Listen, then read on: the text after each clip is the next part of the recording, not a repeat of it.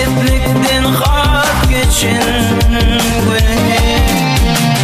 Doğandan ayrı görmeydilermiş. Metvalık metlikten hat geçin günü. Doğandan ayrılar neydilermiş. Solca şırtı da dermişin kaçı. Olgun çat birikmiş bir uluk içi. Sırdan alan şahı dövüp bir geçi. Şopunun haltasını yalar.